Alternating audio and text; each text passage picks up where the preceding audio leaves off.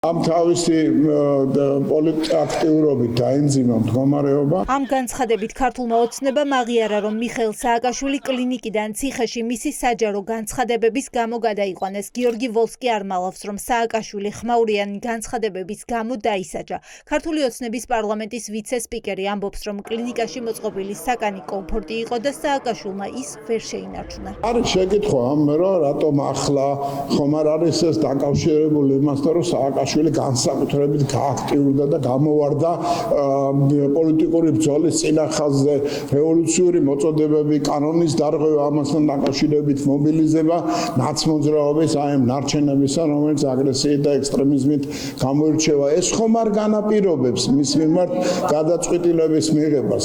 რომ გადახედე სიტუაციას, რასაკვირველია ერთობლიობაა. მიხეილ სააკაშვილი ვივა მედიდან რუსთავის ციხეში ისე გადაიყვანეს, რომ არც ოჯახს და არც ადვოკატებს არაფერი უთხრეს. სააკაშვილთან შვილი იყო სანახავად შესული. ელოდნენ, როდის დატოვებდა ის პალატას და ეტაპირება ამის შემდეგ დაიწყო. სააკაშვილი ამბობს, რომ მისი საკანში დაბრუნების გადაწყვეტილება ივანიშვილმა პირადად მიიღო. გადამიყვანეს რუსთავის ციხეში, სადაც ზუსტად ის ხალხი დამხვდა, რომლებმაც მომწამლეს 2022 წლის მარტში. რატომ დამაბრუნეს სწორედ ახლა ჯალათებთან? ჯერ ერთი იმიტომ, რომ უნდათ ჩემი მრავალრიცხოვანი მომხრეების დაშინება. მეორეც, ეს უგზავნის კონკრეტულ გზავნილს დასავლეთს და უკრაინას, სადაც დღემდე ვირიცხების ზელენსკის რეფორმათა საბჭოს თავმჯდომარედ. საქმე იმაშია, რომ ივანიშვილმა თავის დროზე აიღო ვალდებულება ჩემი სიცოცხლის შენარჩუნების და ახლა ამ ნაბიჯით ეუბნება ევროპელებს და ამერიკლებს, რომ ეს დაპირება როგორც ყველა სხვა ძალაში აღარაა. მიხეილ სააკაშვილი ციხეში განსაკუთრებული მეთვალყურეობის ქვეშაა. მას იმაზე მეტი ბადრაგი დაჰყვება, ვიდრე 3 წლის წინ. სააკაშვილის მიმართ, რომ ოცნებაში შები აქვს, დარწმუნებულია ოჯახი. არავით არის, 10 მექნება რიცხვობენ მეგო. ძალიან მოულოდნელი. ზუსტად ისე როგორც ყველაფერი დანარჩენი მოხდა, საერთოდ რატო აღმოჩნდა ციხეში, რატომ უმძიმებენ. ყველაფერი ესაა.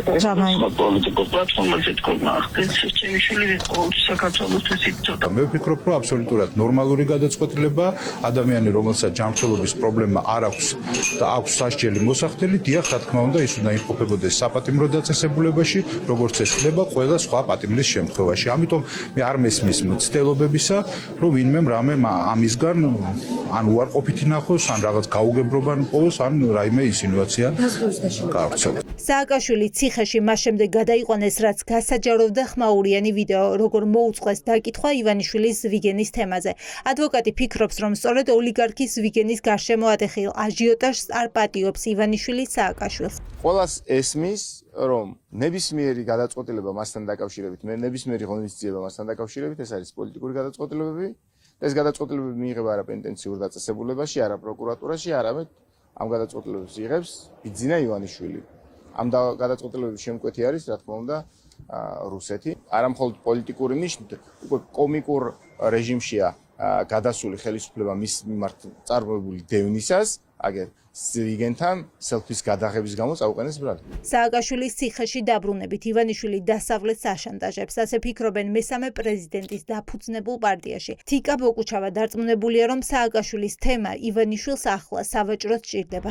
დიქტატურის კონსოლიდაციით ივანიშვილი ცდილობს დასავლეთს დაუმტკიცოს, რომ საქართველოში დიქტატურა შედგა, რომ ის თავად შედგა როგორც დიქტატორი და დიქტატორის რანგში მაინც დაელაპარაკოს დასავლეთს და კონკრეტულად ამერიკის შეერთებულ შტატებს. მიხეილ სააკაშვილი მეოთხე წელია პატიმრობაში, ამას ქართული ოცნების სასამართლომ 4 საქმეზე გამოუტანა გამამტყუნებელი გადაწყვეტილება. 2 საქმე კიდევ განხილვის პროცესია. მისი ციხეში გადაყვანა ნიშნავს, რომ ახლა სააკაშვილი სასამართლო პროცესებს პირადად დაესწრება.